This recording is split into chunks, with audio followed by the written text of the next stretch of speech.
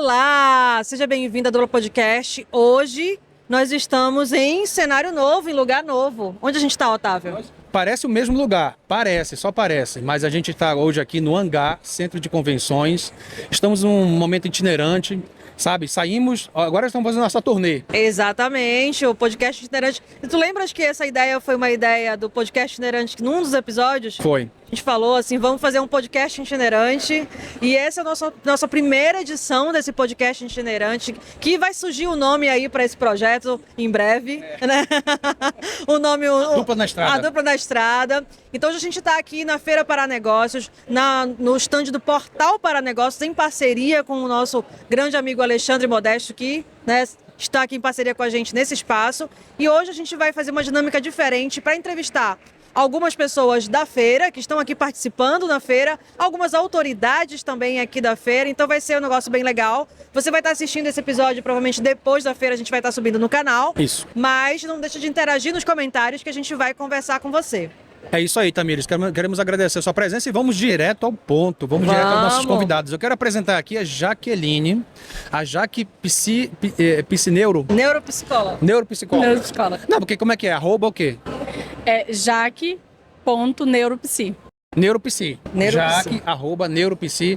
Uma pessoa aqui fantástica que a gente estava conhecendo aqui nos bastidores e você vai ter como conhecer ela aqui agora com a gente aqui, assim, fantástico. Você conhecia muita coisa sobre psicologia. Eu já quebrei alguns paradigmas aqui e eu quero falar com a Noeli. Olá, Noeli. Obrigada, Tamires, Otávio.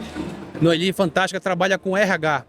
Na verdade, eu trabalho com gestão estratégica de pessoas. Eu não sou psicóloga, mas eu venho me especializando nessa área. Aquela pessoa que é vendedor, ele fala assim, eu sou facilitador.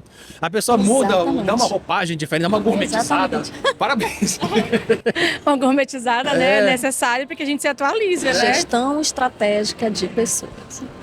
Essa gestão de estratégia de negócios, de pessoas... O que faz? O que faz?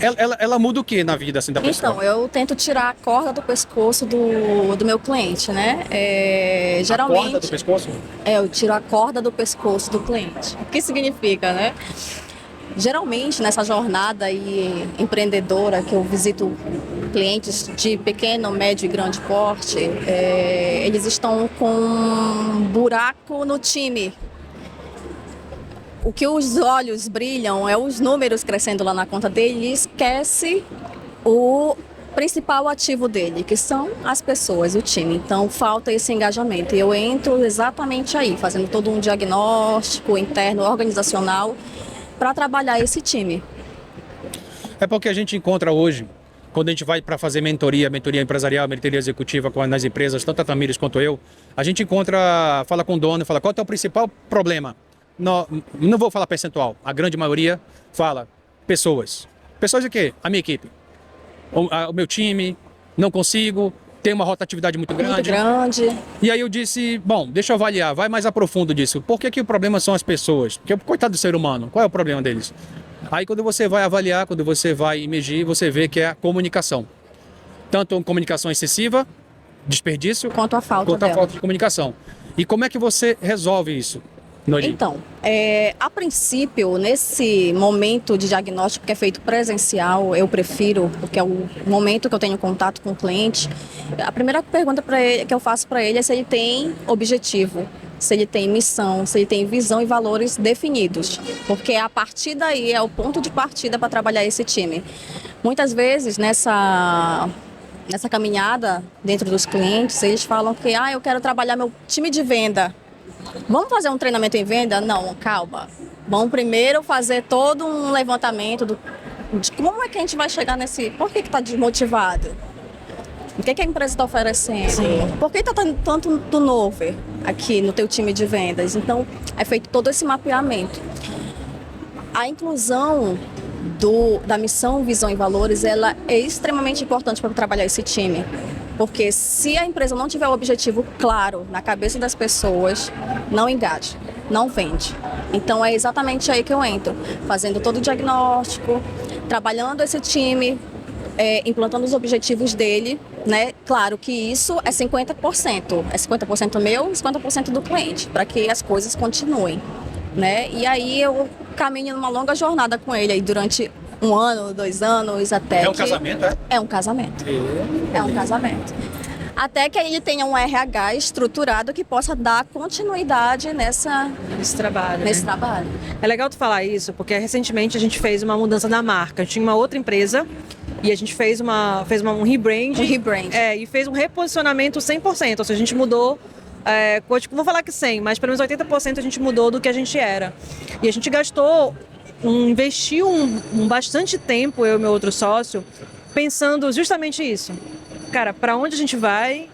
Né? Para que a gente está aqui? O que a gente tolera? O que a gente não tolera? O que a gente faz? Porque eu fiquei pensando, cara, eu vou contratar alguém e eu preciso dizer isso para as pessoas. Se eu não souber o que eu vou fazer, para onde eu vou, o que a gente vai, o que a marca representa, o que a gente quer nos próximos 5 anos, como é que eu vou conseguir dizer se esse colaborador é bom ou não? Exatamente. Então é legal, porque isso é uma etapa que eu vejo que por muitas vezes, quando a gente vai criar marcas para as outras empresas, às vezes o dono da marca ele não sabe dizer. Não sabe dizer. E aí a gente não consegue Nunca traduzir sabe. esses valores numa identidade visual, não consegue traduzir isso num plano estratégico de marketing e tudo Perfeito. mais. Perfeito. Então é exatamente essa a pegada. E aí a gente entra com a avaliação de desempenho, que é uma coisa lá para o futuro, plano de cargos e salários, também é uma coisa nível, tipo, é o nível hard Sim. da consultoria, né? Mas a gente começa partindo desse princípio, onde ele quer chegar com o time para poder treinar, porque é através do PDI de cada colaborador Sim. que a gente vai traçar uma estratégia para que a O que é organização... PDI?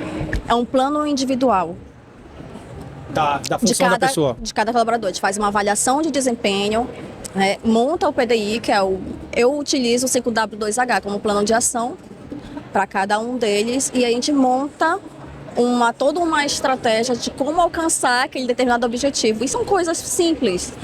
Tipo, o colaborador, ele desperdiça o tempo dele. Eu acho que ele não sabe se organizar. Então, vamos trabalhar em cima disso para que ele performe de uma forma melhor. E a gente monta um plano de ação para aquele colaborador e faz todo o desempenho dele para dar o feedback. Legal. Show. Então, a gente tem hoje aqui uma visita ilustre, a nossa amiga Jaqueline. E a gente falou sobre a estratégia, criando valor de uma empresa que deveria ser, antes de criar uma empresa, deveria já criar a estratégia dela. Perfeito. Aí depois você cria a estratégia, você tem as pessoas ali, a organização e a desorganização. Como é que a gente organiza isso tudo, Jaqueline? Fala um pouco. Quem é você, Jaqueline? Bom, eu sou psicóloga, né? Trabalho com avaliação psicológica, neuropsicológica, sou psicóloga organizacional também. Então, quando vocês falaram de casamento, aí falou, eu tenho que passar para aquela pessoa que eu estou contratando, o que eu quero. E é justamente isso. Você ter uma empresa e trabalhar com pessoas, tudo é um casamento. Quando eu vou contratar uma pessoa, não só passar para ela, né, o que eu quero dela, mas eu tenho que entender se ela tem a capacidade também de me dar aquilo. Perfeito. Porque se eu não faço esse processo por competência, o casamento não rola. Ele rola por um período curto e depois acaba e não é de uma forma satisfatória. Então, ter esses valores, fazer esse processo de forma realmente qualificada é importantíssimo até para o andamento e crescimento da empresa. Não só para ter uma boa relação entre o colaborador ou, enfim, entre até um cliente. Tem cliente que não vai casar com a sua empresa. Não é porque a sua empresa não é boa ou o cliente não seja, porque não bate. Os valores são diferentes, o que o cliente quer e o que você pode proporcionar é diferente, não tem como casar. Então você vai fazendo alguns ajustes e aí entender até que ponto a gente vai aqui para contratar uma pessoa ou para entrar em uma parceria com um negócio, com um cliente. E onde é que entra a psicologia aí? A psicologia entra em fazer todo esse processo de avaliação de pessoas, de relações. Então, a psicologia ela pode entrar no processo de avaliação por competência, recrutamento e seleção, fazer as entrevistas por competência, que é utilizando também testagem.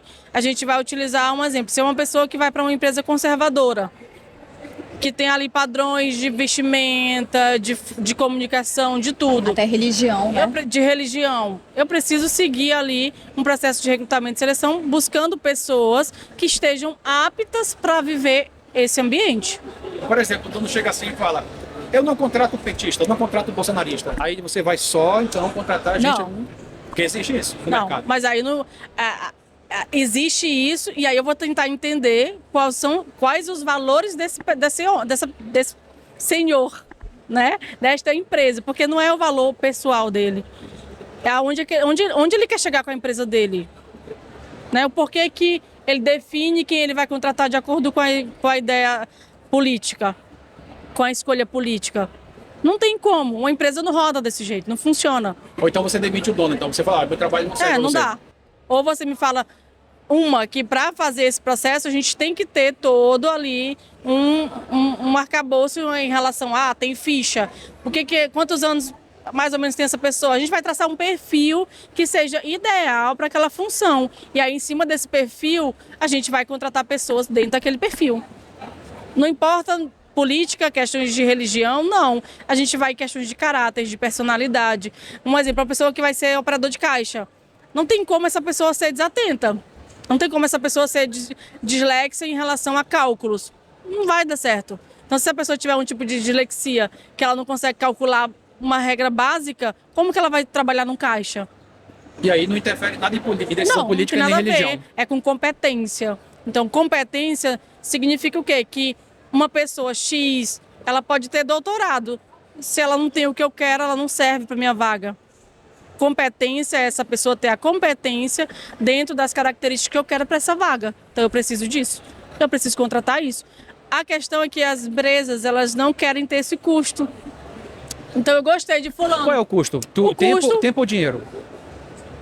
Tempo, dinheiro. Porque leva tempo até maturar isso aí. Mas é dinheiro.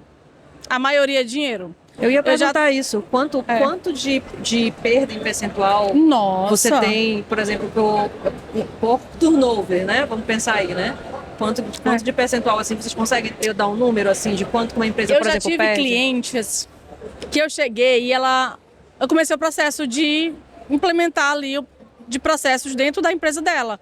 Ela não tinha acesso a estoque, ela não sabia quanto de produto ela tinha, ela não sabia quanto dia entrava e saía, o controle de caixa era tudo misturado com a vida pessoal, e alguém deixava um currículo lá, ela gostou da pessoa, o currículo era maravilhoso, ela contratava no outro dia. Perfeito. Isso, pegando esse gancho do que a Jaqueline está falando, se torna extremamente necessário fazer uma boa descrição de cargo, para poder entender o que aquele empresário, aquele empreendedor busca naquele profissional. Mas olha só o seguinte, você contrata por competência e demite a pessoa por comportamento geral. Mas Não deveria ser o contrário? Porque você vai conviver com quem você geralmente nem gosta, mais tempo do que com quem você ama. Então, muitas das vezes, você pode contratar a pessoa por um comportamento que você consiga conviver com ela, e a competência você pode ensinar, senão, dependendo do cargo. Então, muitas das vezes eu vou olhar a pessoa, vou olhar o currículo, vou até ver se a pessoa joga bem para poder estar no meu time, existe isso, não vou demonizar, mas assim, eu estou pensando que aquela pessoa vai ser o meu parceiro ali por um tempo. Isso, de certa forma, é ruim, mas de certa forma também é bom, não é? Eu vou te explicar. A competência, quando a gente fala, não é a competência técnica, tá? No processo de avaliação por competência, eu vou avaliar as funções cognitivas, emocionais e comportamentais. Se essa pessoa aqui, se chegar um cliente brigando que só, quais são as chances dessa pessoa reagir com agressividade? Então, a avaliação por competência não é competência técnica, é competência geral dessa pessoa. Cognição, comportamento e emoção. Então, eu preciso avaliar se nesses 3 parâmetros essa pessoa está apta para essa função. Agora, Jaque, posso chamar Jaque? Pode. Tá. Jaque, você é neuropsicóloga. Sim. Eu queria que você explicasse um pouco o que um neuropsicólogo faz no contexto pessoal. Sim. E no contexto da empresa. Como é que você atua com essa parte já mais técnica sua? Olha, a neuropsicologia hoje ela está mais presente no diagnóstico, prognóstico, né? A gente faz o prognóstico. Dentro das empresas é a avaliação psicológica. Então, o neuropsicólogo hoje ele pode fazer tanto a avaliação neuro como psicológica. E essa avaliação psicológica é para identificar, ela é mais utilizada em cargos estratégicos, que são funções que são administrativas ou estratégicas. Operacional geralmente é só habilidades, que é avaliado. Então, essa avaliação ela é fundamental para a gente ter ali uma base científica do que Não só, eu gostei, eu achei, eu questionei isso, ele respondeu assim, então isso é o ideal, isso não é o ideal. Na testagem, que é inclusa no processo de avaliação, a gente consegue identificar cientificamente, não só através do achismo, mas da ciência, as características reais ou aproximadas daquela pessoa. Então, a avaliação psicológica, ela é fundamental para esse processo. Já a avaliação neuropsicológica, a gente já vai para um outro campo. A avaliação neuropsicológica já inclui uma avaliação bem mais extensa, que avalia QI, não aqueles testes de QI de internet, é QI realmente que vem testes da Alemanha, são testes que são validados cientificamente e autorizados pelo Conselho de Psicologia. Então a gente precisa fazer também uma especialização que é bem longa e cara, para que a gente possa estar apto a fazer essa avaliação. Então não é só eu me formar em psicologia, eu vou fazer essa avaliação. Preciso ter esse, tanto que tem empresas que, um exemplo, eu faço vários processos para Caixa. Tenho vários pacientes que são funcionários da Caixa. Então a Caixa exige que eu mande o meu certificado, exige que eu mande também ali a comprovação de que eu sou neuropsicóloga. A neuropsicóloga, então, é uma especialização da psicologia? É uma especialização da psicologia. Entendi. Voltada especificamente para avaliação. Entendi. Então, já que eu não estou gostando aqui do meu emprego. Então, o que eu faço? Eu não estou gostando, mas eu sou formada nisso, eu vou largar a profissão, vou fazer o que agora? Então, a gente vai fazer também uma avaliação para entender todas as funções cognitivas, emocionais e comportamentais dessa pessoa. E dizer, é como se fosse um mapeamento dela, do funcionamento geral dela. E a gente vai te dizer, olha, você tem traços de personalidade assim, assim, assim. Você está tendo dificuldade aqui, aqui, aqui por causa disso, disso e disso, então você precisa tratar. E aí a gente vai fazendo todo esse processo de reabilitação para que essa pessoa esteja apta de forma saudável para um ambiente de trabalho. Eu vou te fazer uma pergunta, eu sei que pode entrar um pouco no campo ético da sua profissão, mas você já identificou algum transtorno sociopata ou em empresas? Sim. Não se torna ético porque eu não verbalizo. Então a gente não pode verbalizar casos específicos, não pode verbalizar nomes nem dados, mas sim, eu já avaliei pessoas com psicopatia, esquizofrenia, casos de demência, também quadros demenciais, autismos, transtornos. Existem milhares de transtornos que afetam as questões comportamentais e emocionais de uma pessoa e ela não faz nem ideia que tem. E eu também não faço, às vezes eu descubro quando o paciente chega e eu fico, existe, aí eu vou estudar todo aquele caso, porque a minha função é avaliar todas as funções da pessoa.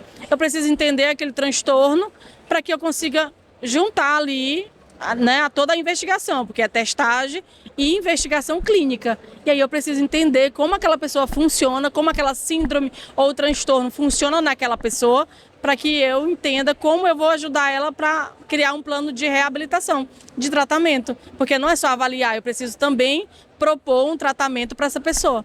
No caso das empresas, como é que faz quando você encontra, por exemplo, uma pessoa com psicopatia?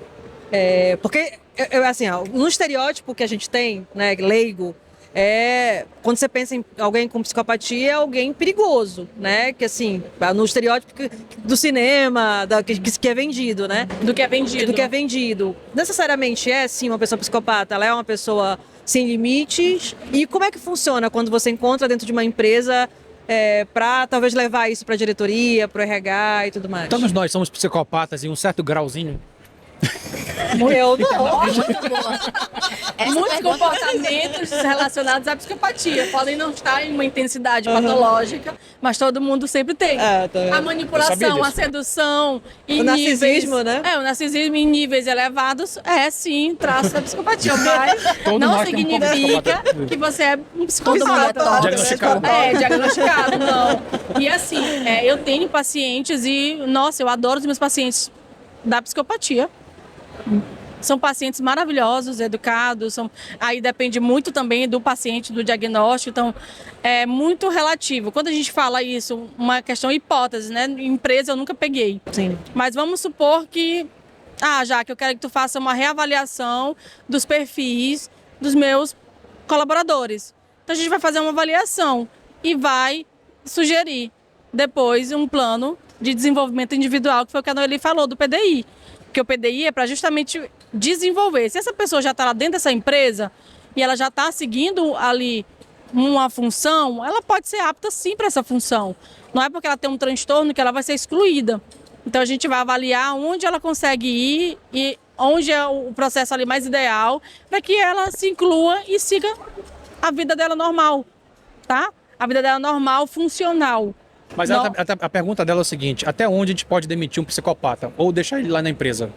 E aí a gente não relaciona ao transtorno em si.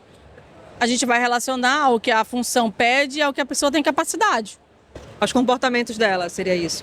É, a questão comportamental, porque hoje é assim, é muito difícil uma empresa contratar um profissional da psicologia para fazer uma avaliação tão minuciosa, porque é uma avaliação que é cara, então é uma avaliação de alto custo, então eu acho que nem existe. Seria um cargo de confiança, por exemplo?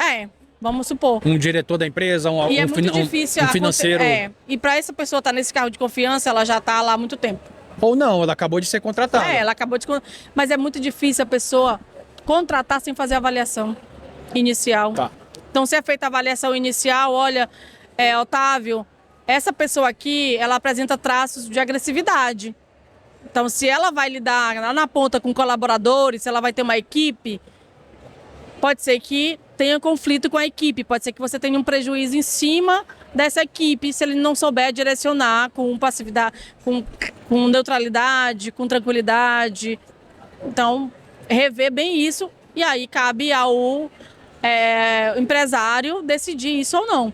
Mas a gente não pode chegar e dizer assim, olha, no contrato essa pessoa que é psicopata. Por que aquela frase que está na máxima, que é o seguinte: quer conhecer a pessoa, dê poder ou dinheiro para ele? Dinheiro, beleza, mas poder. Por que o poder revela tanto a pessoa? Na tua área? Porque parece que na minha área... Não, assim? tipo, na área da tua área, não, desculpa. Na tua avaliação como especialista. Avaliação técnica. Reformulando a pergunta. Na minha avaliação, o poder é como se fosse algo palpável. Sabe, quando a pessoa tem poder, parece que ela tem inúmeras possibilidades. Então, se eu tenho muitas possibilidades, por que eu vou escolher ser uma pessoa aqui comportadinha, humilde, se eu posso ter milhares de coisas? Então, por isso que a gente fala, poxa, pessoas ricas, famosas, milionárias, bilionárias, cometem suicídio, têm depressão, desenvolvem doenças autoimunes também, várias outras coisas relacionadas a fatores emocionais. Por quê? Se elas têm tanto poder de fama, de dinheiro, porque existem milhares de possibilidades, parece que eu posso ter tudo, então eu não tenho nada porque eu posso ter tudo. Então hoje era muito adoecimento, hoje era, de certa forma, comportamentos aversivos, né? Mas nem todo mundo. Quando a gente vê questões de valores e de morais, de questões sociais, isso interfere muito. Então, assim, eu venho de uma família bem pobre e hoje eu me considero uma pessoa, como meu marido fala, da classe média-média. A gente está evoluindo. E aí, parece que eu me tornei ainda mais humilde ou pelo menos mais acessível do que o que eu era. Porque você dá valor no dinheiro. Porque eu dou valor você dá valor no que você processo, construiu. em todo esse processo. Então, e isso eu aprendi na minha criação, em cultura, em valores. E isso ninguém tira. Uma vez que você fecha a personalidade ali na adolescência, que tem fatores genéticos, mas também fatores ambientais, é isso. Eu me tornei isso. Muito difícil eu, depois de adulto, de ter um poder, modificar. A não ser que eu já tenha esse comportamento já pré-existente. Então estava escondido na pessoa, só revelou depois que... Ela só teve uma oportunidade. Porque ela não fez a avaliação com você antes. Se fizesse, não precisava do poder para conhecê-la. Talvez não, porque personalidade a gente não muda. A pessoa consegue se adaptar um pouco ali, mas a essência dela é aquela. Pois é, ela revelou-se no poder. Sim. Aí acabou que foi assim, foi muito caro conhecer a pessoa. Sim. Porque você dá espaço, promove ou contrata, e é muito caro isso. Sim. Podendo, antes de promover ou contratar, passar por uma avaliação com você para poder entender. Exatamente. Porque para contratação, a avaliação ela é básica, é uma avaliação por competência que a gente vai avaliar o funcionamento daquela pessoa, comparando ou equiparando o cargo pretendido, né? Então a gente vai olhar o que o cargo pede vai tratar com pessoas, é administrativo, é operacional, então a gente tem regras básicas que a gente olha nesse processo. Então a gente vai medir isso aqui. Se esse cara parece ser uma coisa e é outra, a gente vai conseguir identificar os traços. Então, até porque se essa pessoa ela tem comportamentos bem exagerados, ela já nem entra no processo, ela já nem vai para avaliação. O que nós estamos falando aqui, galera, é o seguinte: o diagnóstico preventivo, ele sempre é muito mais barato do que você corrigir ele depois. Então, sempre procure uma prevenção, não é frescura, você não está gastando dinheiro, você está economizando lá na frente. Você não sabe quanto que é difícil, a Tamira estava falando sobre isso, contratar alguém, treinar, colocar inserido no negócio, inserido na comunidade, ou você demitir a pessoa, ou a pessoa te demitir. Isso também é muito ruim, sabe? Então nós estamos falando sobre isso também. Até porque esse fator eu acho que é um dos menores que causam demissão. Né? Esse fator, como é que eu posso dizer, patológico. Psicopatia, comportamental, TDAH, essas coisas. É comportamental. Um exemplo, eu vou contratar aqui uma pessoa que ela já foi supervisor. E aí eu vou contratar ela para ser técnico, analista. Não vai rolar. A palavra não volta, né? A pessoa já experimentou o salário maior. Tu lembra que tu falou no início? Sim. Pois é. Pode rolar? Pode. A pessoa quer se reinserir no mercado de trabalho. Na pandemia, depois da pandemia, aconteceu muito isso. As pessoas quererem se reinserir. Não, eu quero só voltar a trabalhar. Mas logo que se estrutura... Vai procurar outro apartamento. Sai. O padrão de vida é outro. A pessoa não se adapta a um padrão.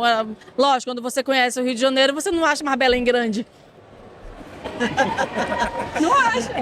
Agora, Noeli, uma dúvida. A gente está falando sobre essa questão da importância de ter uma gestão de RH e de você ter um setor ou um consultor dedicado, né?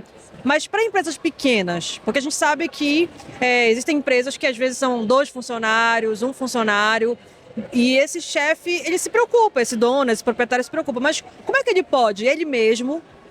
tem algum serviço que dá para fazer de forma mais acessível, que ele vai escalonando, ou ele pode fazer ele mesmo? O que você acha? Sim, não. Para isso existem as mentorias, né? Ele contrata o consultor, não simplesmente a consultoria, mas um processo de mentoria, onde a gente fornece as ferramentas necessárias para ele. Porque o que acontece? O empreendedor, ele abre o negócio, é ele e a mulher, digamos assim, uma empresa familiar. E ele não sabe das ferramentas, ele sabe fazer o processo de venda, ele sabe organizar o caixa, mas ele não sabe ter estratégias para alcançar voos maiores. Então a gente já fornece as ferramentas na mentoria, né, que é um planejamento para aquela carreira, né? Geralmente são pessoas que saem do CLT, vão empreender, mas colocam os 2 pés logo de cara, né? Não se estruturam. Então a gente entra com esse processo de mentoria de estruturação para que ele alcance os objetivos dele. Porque eu acho que um desafio muito grande dessa questão de estruturação de processo, por exemplo, eu vim de empresas que eram de média para grande e que os processos, existia gente para pensar nos processos. Né? Então, gente que estava ali focada em pensar como todos os processos se encaixavam para dar um resultado. Sim. Né? E hoje, quando eu comecei a minha empresa de novo, foi um baque. Embora eu seja especialista em gestão de processos, tenho certificação de auditor de processos pela ISO 9001, então mas só quando a gente vai para a realidade do pequeno, que é justamente você tem que escolher o que você joga para cima e o que você pega. Né? Eu pego o processo do comercial, do financeiro, do RH e tudo mais, então é um desafio muito grande para o pequeno. Só que à medida que a gente também precisa parar para organizar a casa, porque senão a gente não para de ficar jogando para cima e pegando, né? Apagando incêndio, né? O pequeno empresário, como você falou, quando ele abre o negócio dele, ele pensa, obviamente, né, em crescer, né? Mas é um momento dele parar e pensar, será que é o momento de eu contratar uma pessoa, um auxiliar? Hoje existe até jovem aprendiz, né, que veio para auxiliar também. Eu compro muito a ideia do aprendiz, porque é alguém que entra imaturo e você vai trabalhando, lapidando, que tem um custo muito baixo. Então eu sempre indico como uma forma de auxiliar, porque ele precisa sair do operacional e pensar no estratégico dele. Porque sem pensar no estratégico, ele não tem como evoluir, né? Se ele fica tanto ali preso no operacional. Até um estagiário. E até um estagiário. Pensando no estratégico, Noeli, o que você me diz sobre o conselho consultivo de empresários que tem não é um conselho administrativo, que o conselho administrativo é para uma empresa grande que tem poder a voto. O conselho consultivo funciona do mesmo jeito, só que não tem poder a voto. A pessoa procura os universitários. O que você acha desse conselho consultivo de empresários que já estão mudando de pequena para média ou estruturando na média mesmo, sabe? O que você acha disso? Eu acho necessário, tá? Mas também o que eu penso, tá? Eu tenho uma opinião própria, tá? Sobre a questão do conselho consultivo. Ele é necessário porque geralmente é a parte que pensa também nesse estratégico, né? Eles vão servir mais como conselheiros para os cargos menores do organograma organizacional dele, né? Então, assim, é necessário para que o time abaixo dele consigam, né, chegar ao objetivo dele. Então, é importante, sim. Hoje a gente vê muito na internet o G4, né? Eu compro bastante a ideia do G4, porque ele tem esse conselho. Qual a ideia que você compra? Oi? Qual é a ideia do G4 que você compra? A do G4 é de ter esse conselho consultivo. Hoje eles têm essa estrutura, né, hierárquica, né?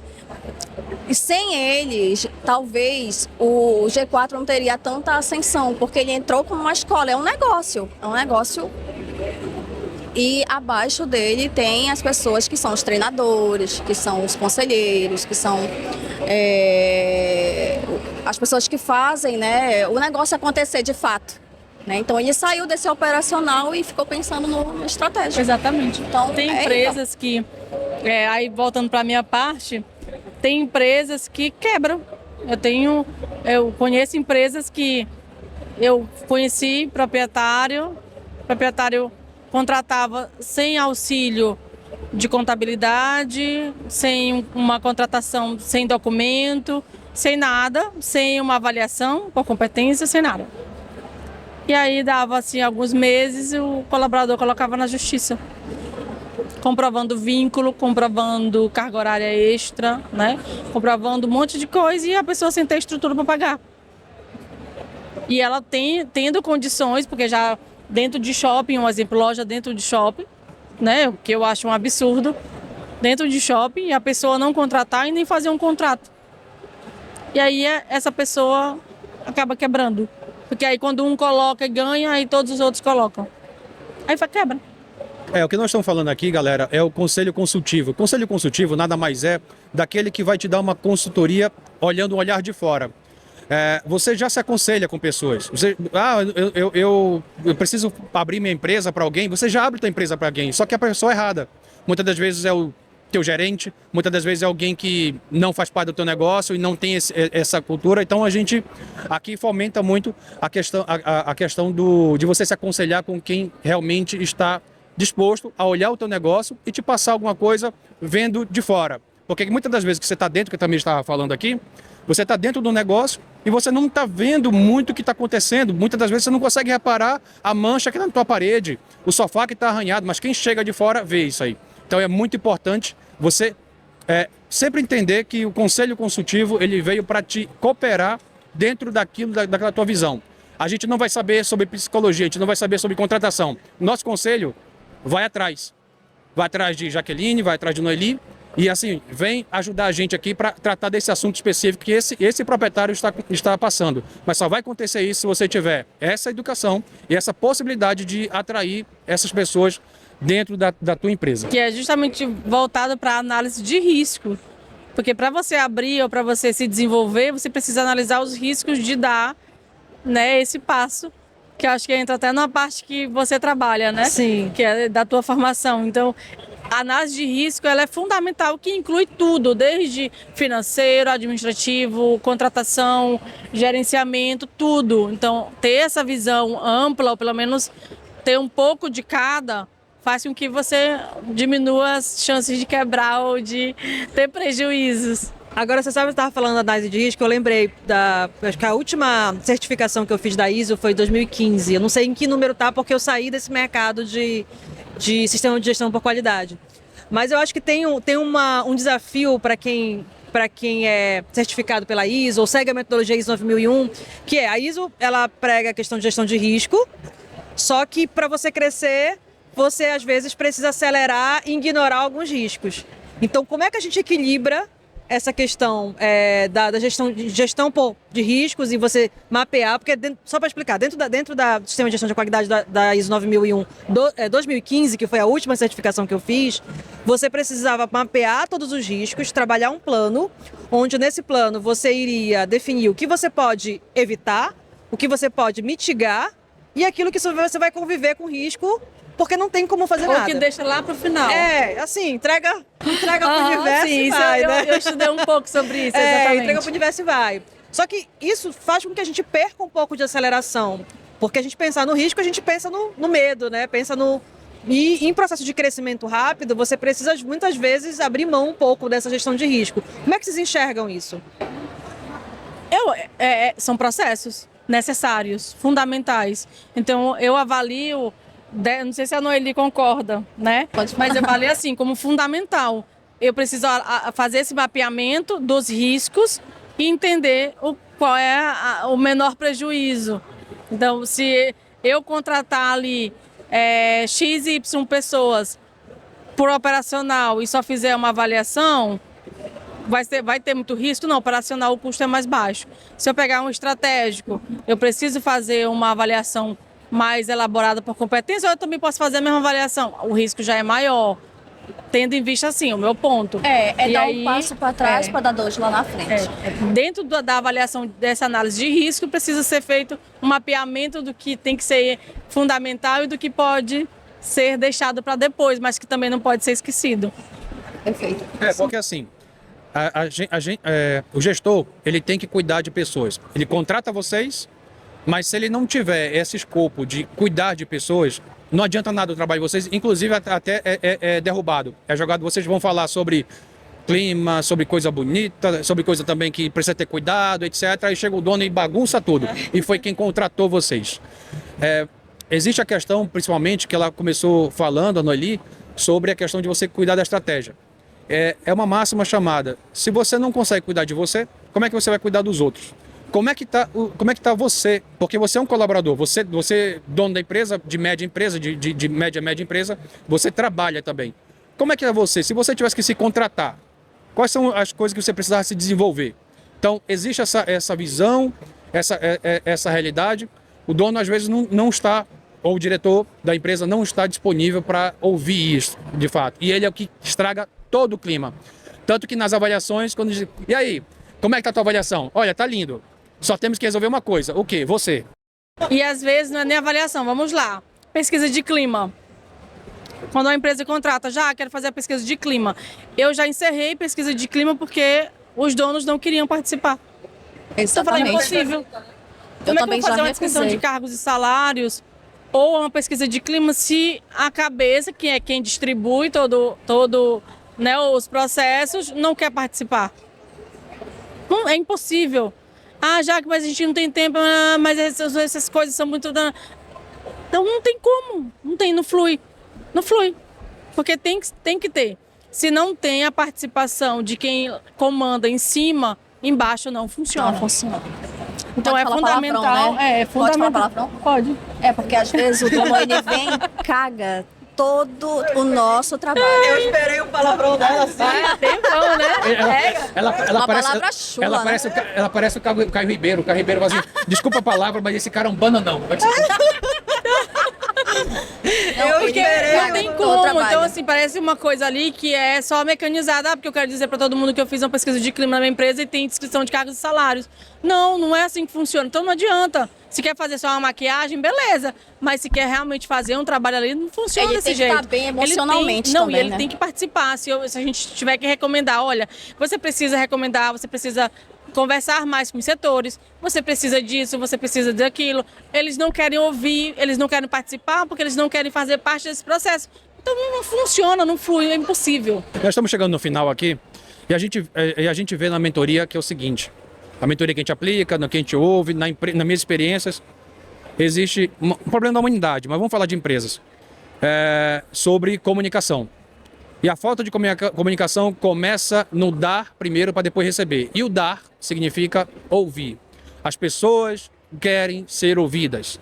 Por mais que você não vai querer saber, por mais que a ideia dele não seja, nossa, que ideia, ele mesmo sabe que a ideia dele é maluca, mas ele quer ser ouvido. E muitas das pessoas perdem muito por não fazer uma coisa que é até de graça. Nossa. Contrata vocês, contrata expert de fora, manda para palestra, etc. E só bastava ouvir. Aí as pessoas não têm, porque as pessoas só querem falar.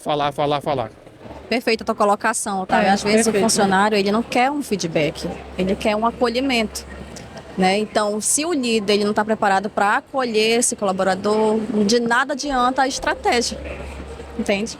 Então é importante isso que você colocou. Show. Até porque vem de cima, né? Uma escadinha, né? Isso. Jaqueline, acredita em Deus? Qual é a sua palavra assim sobre Deus que te refere à tua vida, à tua história, ou você mesma, o que você fala sobre isso? O que eu falo sobre isso? Talvez não seja necessariamente em Deus, mas eu acredito em algo que é bem maior, que justifica tudo. Porque é impossível não existir algo maior frente a tudo que a gente vive. Apesar de, hoje eu tô mal, mas daqui a um mês eu não vou estar mal desse jeito, eu vou estar melhor. Eu vejo dessa forma, eu, Jaque, pessoa não profissional, mas a Jaque. Então a Jaque sempre acreditou muito em tudo. Então às vezes eu falo até assim, vamos dar só mais uma volta, aí a gente acha a vaga para estacionar. Vamos tentar só mais uma vez, aí a gente consegue uma vaga. Aí eu falei, a gente tem que tentar. Porque aquela questão de não dar certo já vem. Então eu relaciono muito a fé a isso. Aí eu realmente tentar, eu realmente gostar de viver, aí eu realmente chegar em casa, eu posso orar, eu posso chorar, eu posso sorrir. E eu acreditar que existe algo muito maior que está providenciando alguma coisa. Que seja de boa, de ruim, mas eu acho que no final sempre tem uma lição, sempre tem um propósito. Então a Jaque, pessoa, acredita nisso. Se você tivesse que dar um conselho para 8 bilhões de pessoas no mundo, qual conselho você daria? Ser barulhento. Em que sentido? Em todos os sentidos. Em tudo que você quiser conseguir realizar, você tem que fazer muito barulho. Muito. Perfeito. Como nós estamos fazendo aqui, né? Na feira, trabalhando aqui. Eu vim de forma voluntária para ajudar uns colegas. Não foi pagando, viu, gente? Não pagamos. Não, o cachê dela é caríssimo. Graças a Deus a gente conseguiu um pro bono. É caro mesmo. Graças a Deus. É isso aí também. Um papo muito legal, muito bom, né? Muito legal. Energizado. E você que está chegando a primeira vez no nosso canal, não esquece de se inscrever, de acompanhar aqui os nossos conteúdos. Vai ter muito mais episódio. Esse aqui é só o primeiro, né? Só o primeiro. Não sei se a gente vai jogar esse como primeiro, como segundo, mas acompanhe o canal. A gente tem 30 episódios aí no canal para você assistir, e se inscreva e se segue no Instagram, @duplapodcast. YouTube, Spotify. Exatamente. Tamo Obrigada junto. pela sua audiência.